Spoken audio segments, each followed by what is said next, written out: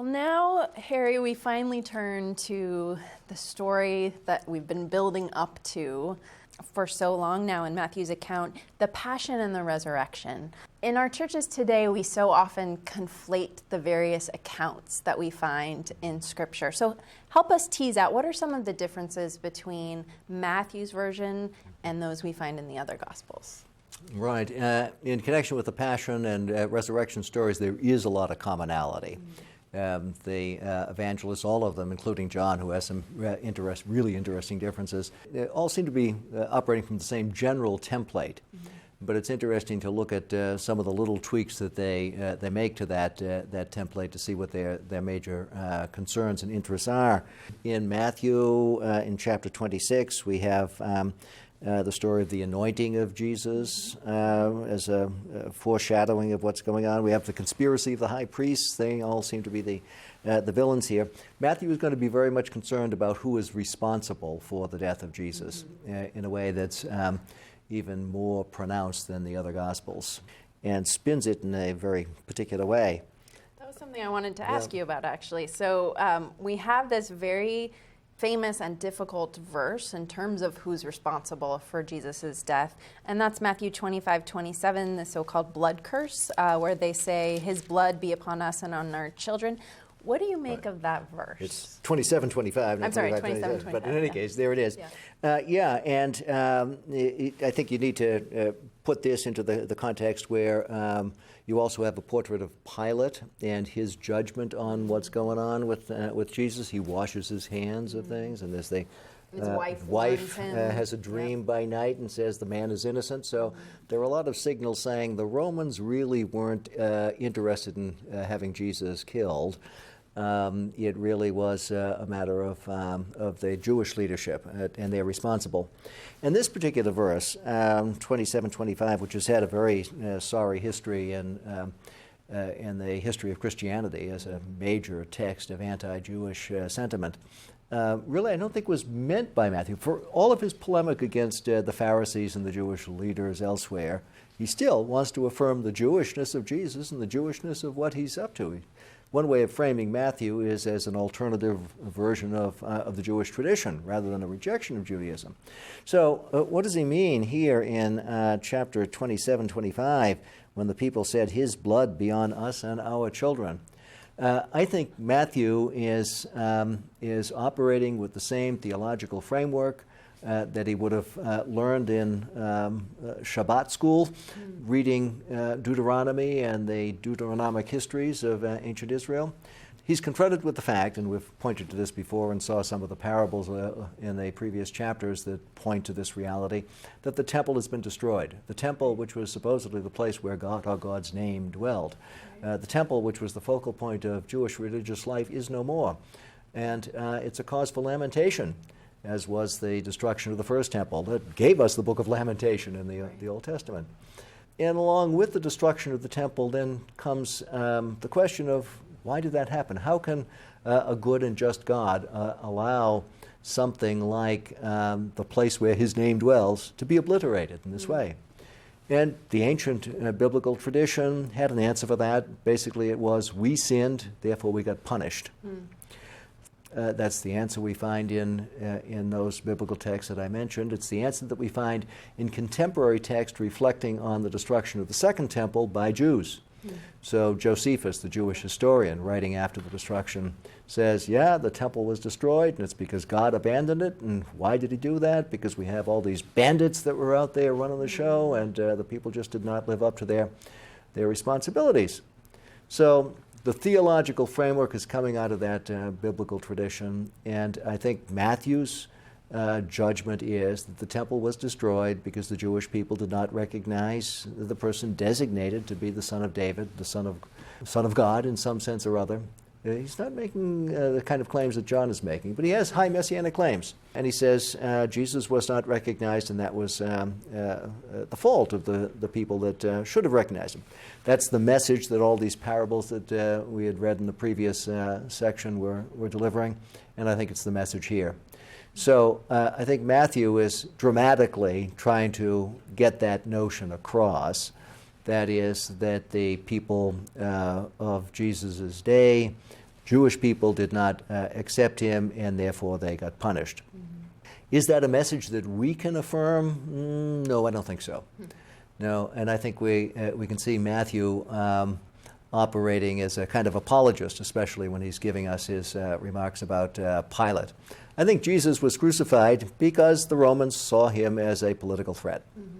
The high priestly leadership would have shared Roman political judgment on the matter, but they're not executing Jesus because of his religious claims. They executed him because he was a guy who caused a ruckus in the temple. They probably viewed him as a terrorist. Right. So off, the first century equivalent of off with his head, put him on a cross. And the cross was a method of Roman execution. Pilate, whom we know from other sources to be a very brutal and efficient ruler, no doubt not only signed off on it, but probably initiated the whole process. Right. Matthew, so the washing of the hands, I think, rhetorical. Is Matthew's rhetorical move to say the Romans really weren't against us. And I think that has had an unfortunate consequence in the history of this text. So Matthew's motives, I think, were not to say the Jewish people is now and forever responsible for the death of Jesus. We have a historical event that we have to explain. How do we explain it? We explain it in the way in which similar events have always been explained. We sinned. And the we here is the people of Jerusalem at the time.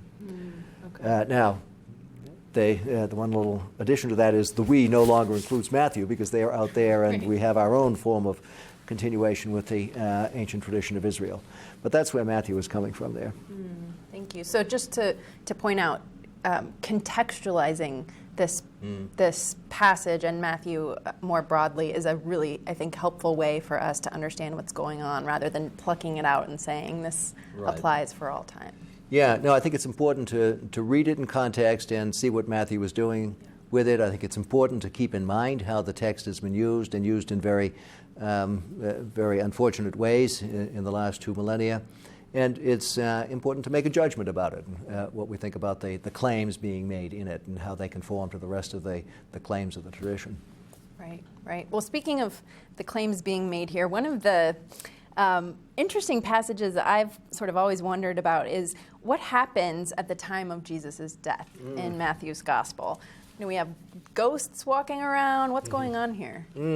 Yeah, we have people rising from the dead already and coming around and visiting people. This is unique to Matthew. There are a number of unique details in Matthew's account of the crucifixion and burial of Jesus, the resurrection of the ghosts, the tearing of the veil in the temple, and the guards posted at the tomb. All of these are found only in Matthew, and they're all serving some sort of apologetic or theological purpose. I think the resurrection of the dead is a suggestion that the end-time events are beginning with the death of Jesus.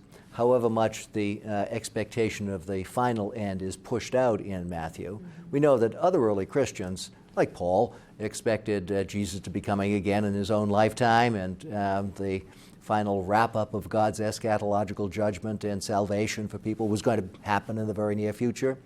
I think Matthew wants to suggest that, that end-time process is underway, was underway at the time of the death of Jesus, although it's to be completed a little later on. The tearing of the veil, that's an interesting motif, isn't it? In the light of all of this play with we're really fully Jewish, but we're reaching out to the Gentiles. The veil keeps everybody out of the inner sanctum. Once that is torn, then there's a way for everybody in effect. This is a notion that will be picked up in the Epistle to the Hebrews, where Christ has provided a new and living way for everybody, in effect, to get to the place where God's name dwells. So there's a theological point being struck there. And then the guards business. Matthew, I think, as he has done so often, is worried about counterclaims that are being made to Christian claims. Christians claim that there was an empty tomb, Jesus was resurrected from the dead. Counterclaim was, the body was stolen. Matthew says, no, couldn't have been stolen, there were guards there. No one else knows about the guards, only Matthew. But I think he's responding to that claim, that it was a case of body theft rather than resurrection. Sort of a defense in the way that he tells his story. Right. Yeah. And we've seen him being defensive in other cases too. Right. What about the account of the resurrection. You know, in Mark, his source, the women are frightened and run away and tell no one. In Matthew, the story is fuller. What happens? Right. Now, the resurrection accounts in the Gospels, it's always interesting to compare and contrast the Gospels at these points, where the Passion account is structurally the same in virtually all of the Gospels, with some interesting twists in each. The resurrection account, apart from the discovery of an empty tomb, varies considerably. And so what happens in Matthew is tomb is discovered empty. People have a vision of, women have a vision of an angelic figure and a message to go up to Galilee where they will have an encounter with Jesus. And sure enough, that's what happens. That's the main point where there's an encounter with Jesus, as opposed to Luke, who has Jesus encountering his disciples in the upper room. John follows the Lucan tradition. Mark, of course, and canonical, the basic text of Mark doesn't have anything. The women just go away and say nothing to anybody because they're scared out of their wits. But in Matthew, there's one other little twist. Jesus appears to the women at the tomb and reinforces the message of the angel to go to Galilee. Yeah. This is another one of these cases of repetition, and as we've seen, when Matthew repeats himself, there's something important going on. So for Matthew, it's important to locate the main resurrection appearance of Jesus to his disciples, commissioning them, in this case, to go and preach the gospel to all nations and to teach as he has taught and his disciples have been taught. That happens in Galilee. And that probably says something about the specific Christian tradition out of which Matthew came. It probably was a Galilean tradition of some sort that remembers encounters with the resurrected Jesus there. And as Paul in his summary in 1 Corinthians 15 suggests, there were a number of people in different places who had encounters with the resurrected Jesus. And Matthew has one strand of that. But he gestures toward, okay, I know that there was something in Jerusalem. Right. Well, to sum up, what would you say as sort of our overarching takeaways from this gospel, from this study, what we've gone through? I think the Great Commission that we have there at the end of chapter 28 summarizes a lot for us. Making disciples is an important part of what Matthew is about. His shaping of the ethical tradition, the sapiential, the wisdom tradition, in a way to create a body of folk who cohere in an ecclesia, a church. That's something very much important to him. His outreach, this has a universal dimension. He's hinted at this all along, but that it stands in strong continuity with the faith of ancient Israel. Yeah. That's the message, I think, that Matthew wants to convey. And I love this at the end, and I am with you always to the very end of the age. Mm-hmm. Yes. Well, thank you. This has been really great. Glad to have you with us.